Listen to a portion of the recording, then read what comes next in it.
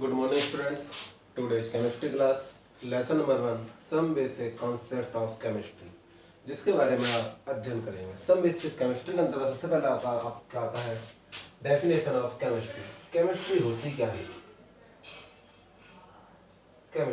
chemistry क्या होती है? विज्ञान की वह शाखा, विज्ञान की जो आपकी साइंस होती है उसकी क्या होती है? ब्रांच होती है।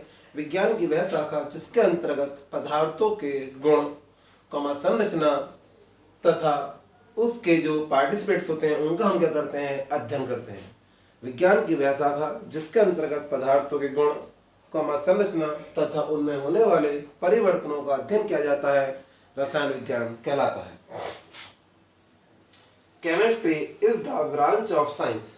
Chemistry is the branch of science in which we study about composition, properties and change of substance। जो आपका सब्सटेंस होता है अर्थात पदार्थ होता है उसके अंदर जो आपके चेंज होते हैं और जो आपके गुण होते हैं उसे हम क्या बोलते हैं? आपकी केमिस्ट्री बोलते हैं। जैसा कि आपको डेफिनेशन से विदित हो रहा है, chemistry is the branch of science in which we study about composition, properties and change of substance। जो आपका केमिस्ट्री वर्ड है इसकी जो आपकी उत्पत्ति हुई थी अर्थात इसकी जो जहाँ से आपकी इसकी उत्पत्ति हुई थी अर्थात जहाँ से केमिस्ट्री शब्द जो आपका पैदा हुआ था वो आपका होता है कीमिया। जो केमिस्ट्री वर्ड की जो आपकी उत्पत्ति है वो किससे हुई है? कीमिया से हुई है, जिसका आपका अर्थ जो होता है वो होता है काला रंग।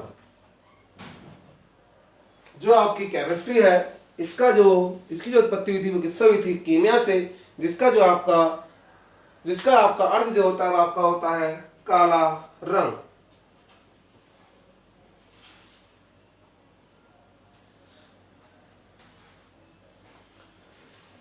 जो आपकी केमिस्ट्री होती है इसका हमने कई पार्ट्स में क्या किया है? डिवाइड किया है।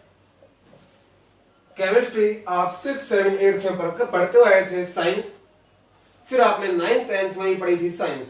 9th 10th में जब आपने साइंस का अवलोकन किया था तो साइंस में आपने पढ़ा होगा physics, chemistry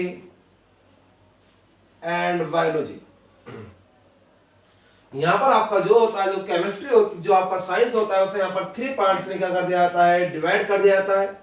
physics, chemistry, biology. Biology का भी आपका 2 पार्ट्स में डिवाइडेशन हो जाता है, zoology and botany. Physics, chemistry और बायोलॉजी को आप 2 पार्ट्स में डिवाइड कर सकते हैं, केमिस्ट्री, बॉटनी एंड जूलॉजी। जो आपका केमिस्ट्री होता है इसके अंतर्गत आपके पार्ट्स होते हैं। केमिस्ट्री को आपका 3 पार्ट्स में डिवाइड किया गया है। नंबर 1 आपका होता है फिजिकल केमिस्ट्री, नंबर 2 आपका होगा इन ऑर्गेनिक केमिस्ट्री और नंबर 3 आपका होगा ऑर्गेनिक केमिस्ट्री। जो आपकी केमिस्ट्री है उसे 3 पार्ट्स में आपका डिवाइड किया गया है। Number 1 physical chemistry, number 2 inorganic chemistry और नंबर 3 ऑर्गेनिक केमिस्ट्री।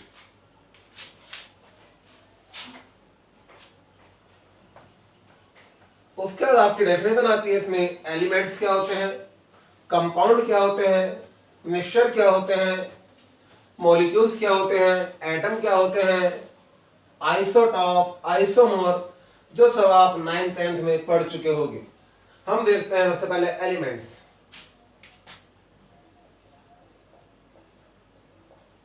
एलिमेंट अर्थात आपके तत्व। जो आपके एलिमेंट्स होते हैं उन्हें आप किसी भी केमिकल प्रोसेस द्वारा किसी अदर सब्सटेंस में चेंज नहीं कर सकते। जो आपके एलिमेंट्स होते हैं उन्हें आप किसी भी सब्सटेंस द्वारा किसी और में चेंज नहीं कर सकते, अर्थात तत्व को हम किसी भी रासायनिक विधि द्वारा किसी दूसरे तत्व में परिवर्तित नहीं कर सकते। जैसे आपका आयरन है तो आयरन को आप कॉपर में कन्वर्ट नहीं कर सकते, कॉपर है, कॉपर को आप आयरन में कन्वर्ट नहीं कर सकते। अर्थात जो आपका तत्व होगा, जो एलिमेंट्स होगा, उसे हम किसी भी केमिकल प्रोसेस द्वारा चेंज नहीं कर सकते। उसका आपका आता है कंपाउंड। कंपाउंड का मतलब होता है यौगिक। दो या दो से अधिक, अगर आपके पास टू मोर देन टू, दो या दो से अधिक सब्सटेंस हैं, उन्हें आप किसी भी निश्चित अनुपात में मिला देते हैं तो आपका कंपाउंड बन जाता है। जैसे हम क्या ले लेते हैं, फॉर एग्जाम्पल किसी भी पदार्थ की दो या दो से अधिक तत्वों को किसी भी एक निश्चित अनुपात में मिला देने पर जो हमें आपका प्रोडक्ट प्राप्त होता है वह आपका कंपाउंड अर्थात यौगिक कहलाता है। फॉर एग्जाम्पल H2O, यहां पर हमने कितने मॉलिक्यूल लिए, H2O है, तो यहां पर H के कितने मॉलिक्यूल है 2 और O का कितना मॉलिक्यूल है 1, अर्थात H2O में हमने क्या करा, H के 2 मॉलिक्यूल और O का 1 मॉलिक्यूल मिला देने पर हमें आपका यौगिक प्राप्त हो जाता है जिससे आप बोलते हैं H2O। इसी प्रकार से आप ले सकते हैं CO2, ये भी आपका क्या होता है, कंपाउंड होता है। यहां पर आपके C के क्या है 1 मॉलिक्यूल और O के कितने मॉलिक्यूल हैं 2 मॉलिक्यूल। हमने क्या करा, C का 1 मॉलिक्यूल और O के 2 मॉलिक्यूल को क्या करा, एक निश्चित रेशियो में क्या करा, उसे मिला दिया। मिलाने के पश्चात हमें क्या प्राप्त हो गया, यहाँ पर एक कंपाउंड प्राप्त हो गया।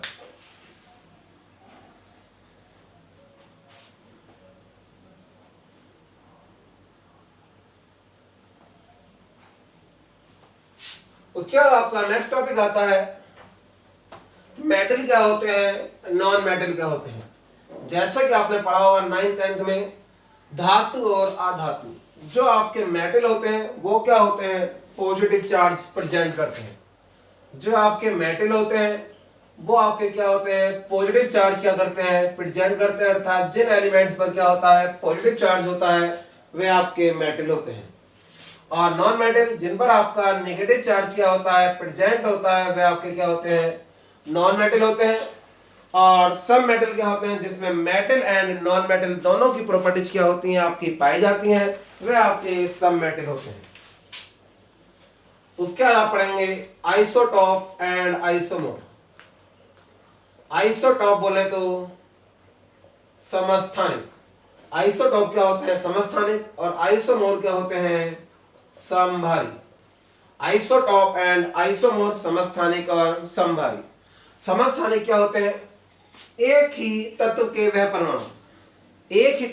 परमाणु जिनके एटॉमिक नंबर क्या होते हैं सेम होते हैं और एटॉमिक मास क्या होते हैं सेम होते हैं, अर्थात आपके क्या होते हैं सेम एलिमेंट्स होते हैं। सेम एलिमेंट्स के वह कंपाउंड जिनके एटॉमिक नंबर क्या होते हैं सेम होते हैं और एटॉमिक मास क्या होते हैं आपके डिफरेंस होते हैं, वो आपके समस्थानिक अर्थात आइसोटॉप कहलाते हैं। एक ही तत्व के वह परमाणु जिनके परमाणु क्रमांक